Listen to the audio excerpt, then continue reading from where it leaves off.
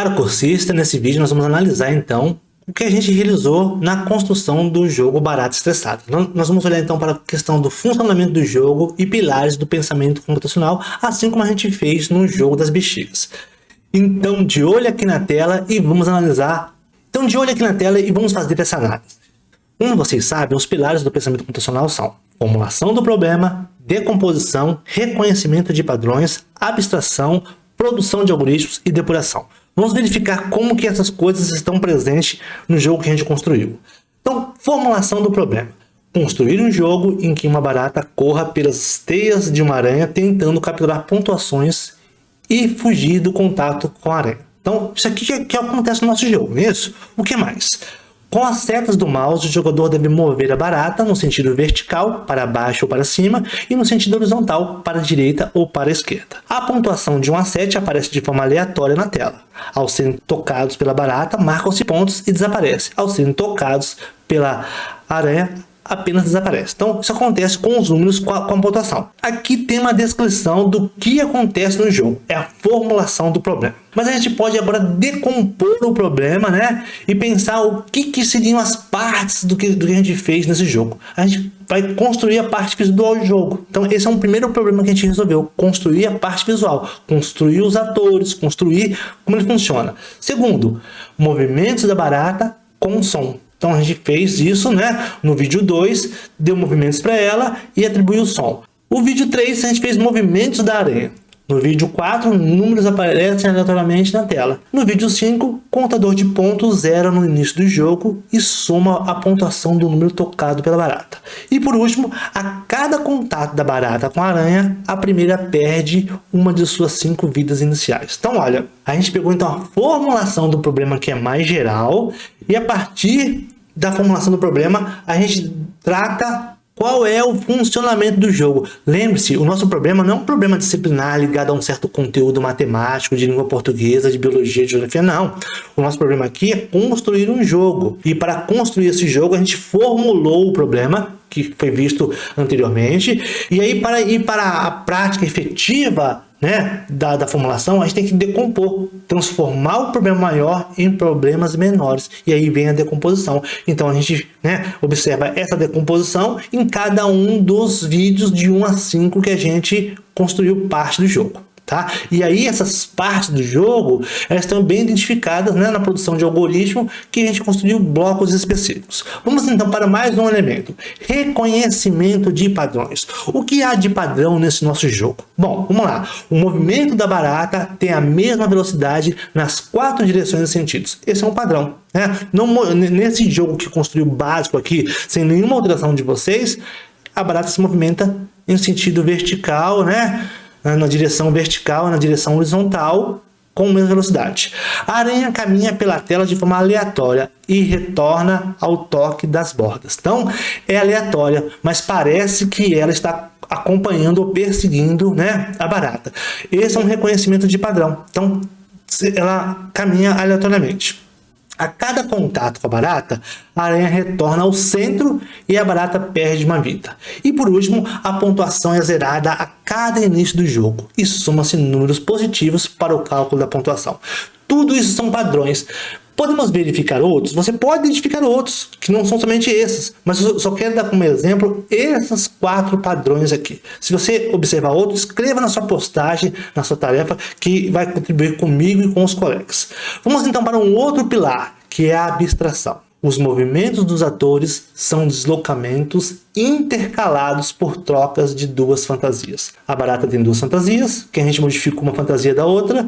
A aranha também, quem só fez modificações nas pernas e nas garras ou antena. Isso deu a sensação de movimento. O que faz o movimento, então, é um deslocamento no plano, né, intercambiando as fantasias. Então isso é uma abstração. É uma abstração por quê? Porque isso não é o que o jogador percebe. Ele percebe movimento, mas você constrói com essa abstração. Testes de contatos entre os atores controlam pontuações e modificações no jogo. Então a gente fez teste de contato dos atores barata e aranha com os pontos ou entre eles. Então, esses testes de contatos trocam pontuações, né? Ou seja, a barata faz pontuação a tocar nos números. E a produção de algoritmos? A produção de algoritmos se centrou, então, nos movimentos e nos testes de contatos e se resumiu a fazer blocos, né? Então, lá, construir blocos separados para tratar os comportamentos dos atores barata, aranha e números. Então, quando o jogo inicia, tem lá, então, né, a bandeirinha verde. Deslocamentos, nós chamamos de deslocamentos tanto na barata e na aranha, blocos específicos que,